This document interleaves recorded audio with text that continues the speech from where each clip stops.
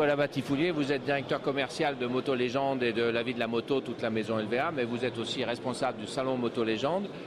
Qu'est-ce qui a donné l'idée de l'exposition des motos du Dakar cette année?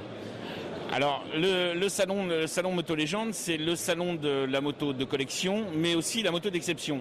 Alors, depuis maintenant plus d'une dizaine d'années, on avait des collections qui étaient très moto classiques, avec le point d'orgue qui a été, il y a 2 ans, la fameuse collection Battilani. L'année dernière, on est arrivé un petit peu plus sur de la moto d'exception avec une très grosse exposition Honda. Et cette année, on a voulu ouvrir un petit peu sur vraiment les motos d'exception.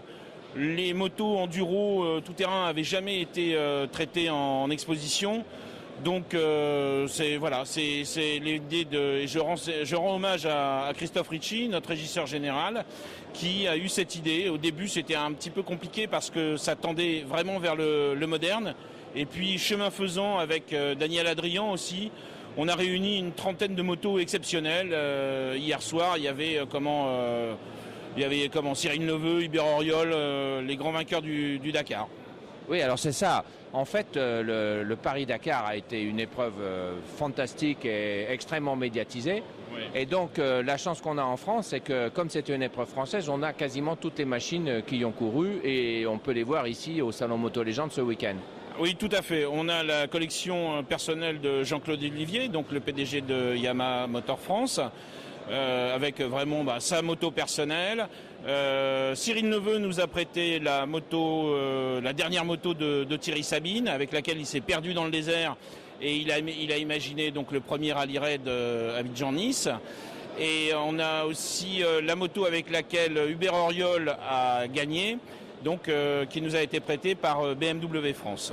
Alors ça paraît presque une évidence en fait, mais on s'est aperçu hier soir, vous l'avez noté, en présence de tous ces pilotes, parce qu'il y avait effectivement Cyril Neveu et Hubert qui ont gagné le Dakar, mais il y avait aussi Fenouille, il y avait Absolument. Gilles Deseul, Philippe Bassard, Raymond Loiseau et tout ça. Oui. Et en fait, le Paris-Dakar, vu sous l'angle classique et sous l'angle de la légende, puisqu'on est au salon Moto Légende, en fait, c'est une évidence, mais ça n'avait jamais été fait. Non, jamais. Et c'est vrai qu'on a rencontré, avant l'ouverture du salon, ça a buzzé énormément sur Internet. Les journalistes nous demandaient beaucoup d'informations. C'est vrai que c'est un hommage qui n'avait jamais été rendu à ces grands rallyes africains. Et on est content vraiment d'avoir été des précurseurs à ce niveau-là. En plus, on est en plein dans la lignée de la moto de collection parce que la majorité des motos du Dakar sont quand même des motos de route. La fameuse XT, les BMW et les 400 ou les 500 XLR Honda. On est en plein dans la liaison entre collectionneurs et légende. Absolument, la 500 XT a été vendue à des milliers d'exemplaires. Son moteur a donné aussi donc la 500 SR.